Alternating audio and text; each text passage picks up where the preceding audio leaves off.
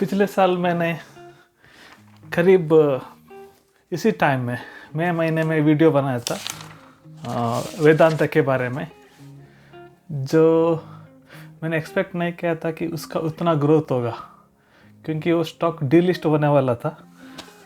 लेकिन डीलिस्ट होने का जो प्रोसेस है वो कैंसिल हो गया। उसके बाद तुरंत स्टॉक नीचे गिर गया था। उसके बाद जो रिसेंटली अभी जो कॉपर प्राइस की जो वैल्यू बढ़ी है, उसकी वजह से जो हमने रैली देखी है। पिछले साल जब मैंने इसकी स्टडी की थी तब करीब 89 रुपीज़ का था, लेकिन आज पिछले हफ्ते इसका प्राइस था 272 रुपीज़, यानी कि करीब तीन गुना स्टॉक बढ़ा है, वो भी एक साल के अंदर। अगर आप उसके और भी डिप्स देखेंगे तो आप ऑलरेडी अपना पैसा डबल कर चुके होंगे करीब 6 महीने पहले। उसके बाद भी आप अपने 3 गुना अपना मुनाफा क्या होगा, या फिर स्टॉक का जो वैल्यू है वो 3 गुना बढ़ा होगा। तो अभी हमने पिछले हफ्ते थोड़ा देखा कि ये जो स्टॉक प्राइस है वो 294 रुपीज़ जाकर अभी थोड़ा नीचे गया है, 272 पे है। मुझे लगता है कि अब इसका जो सेल करने का टाइम आ गया है, क्योंकि मेरे हिसाब से कॉपर के जो प्राइस हैं वो इसी तरह ऊपर नहीं जाएंगे, क्योंकि अभी कोविड की वजह से जो इकोनॉमी फिर से थोड़ी स्लो होने वाली है। और मुझे लगता है करीब एक दो महीने से 6 महीने तक थोड़ा स्टैग्नेंट ग्रोथ होगा। सारे मार्केट उसी लेवल पे ऊपर नीचे होते रहेंगे, तो मुझे लगता है या फिर नीचे भी जा सकते हैं।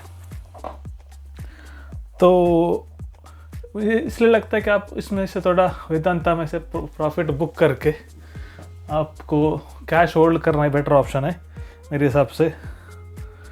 मैंने एक्चुअली अनफॉर्चुनेटली मैंने इसमें कोई इन्वेस्टमेंट नहीं किया था पिछले साल। मैंने फ्यूचर रिटेल में किया था, लेकिन वो अब करीब 30 से 40% नीचे है। तो मेरा पोर्टफोलियो करीब 30 से 40% नीचे है।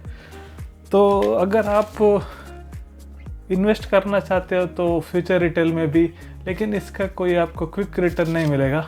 इसको आपको करीब 1 से 2 साल तक होल्ड करना पड़ेगा। तो अगर आप इस तरह होल्ड करना चाहते हैं तो आपके लिए फ्यूचर रिटेल सही है, क्योंकि जब कोरोना का जो नंबर्स कम हो जाएंगे और इकोनॉमी बैक ट्रैक पे आ जाएगी, तब आपको इस इन्वेस्टमेंट का जो रिज़ल्ट है वो दिखने लगेगा। लेकिन इसमें और एक प्रॉब्लम है कि जो डी-मार्ट और जो रिलायंस फ्रेश वाले हैं, उन्होंने अब एक्चुअली जो मार्केट के ऊपर थोड़ा अपना कब्ज़ा बना के रखा है, इसलिए बिग बाज़ार के लिए थोड़ा चैलेंजिंग है।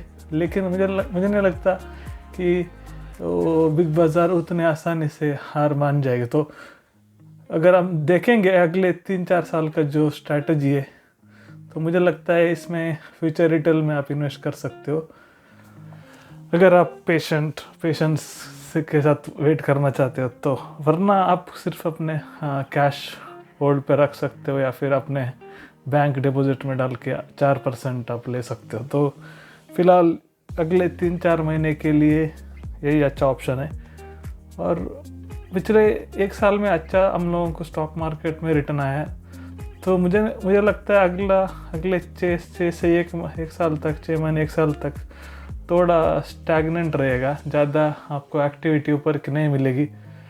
और कोविड अगर रिकवरी हो जाती है तो जो नॉर्मल फॉर्मल इकोनॉमी है वो रिवाइव होना शुरू हो जाएगी। तो मुझे लगता है पैसा फिर से वापस बिजनेस में जा सकता है। तो फिलहाल यही।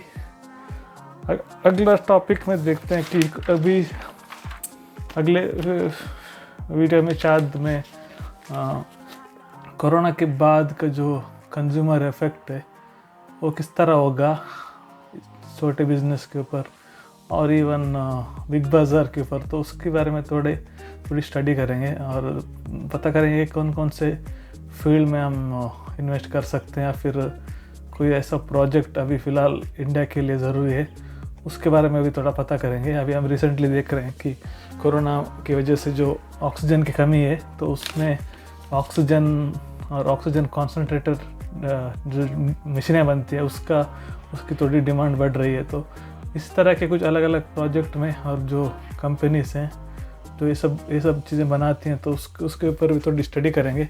और कोई इंडिया में कोई प्रोजेक्ट इस हिसाब से अगर कोई बना सकते हैं तो इंडिया में लोगों के साथ मिलकर हम बनाएंगे। तो फिलहाल अगले वीडियो में पता करेंगे कि कौन से ऐसे अगले फील्ड हैं या फिर कोई प्रोजेक्ट हैं जिसमें हम इन्वेस्टमेंट कर सकते हैं। तो अब तक देखने के लिए आपका शुक्रिया। अगले वीडियो के साथ फिर मिलते हैं। Bye bye.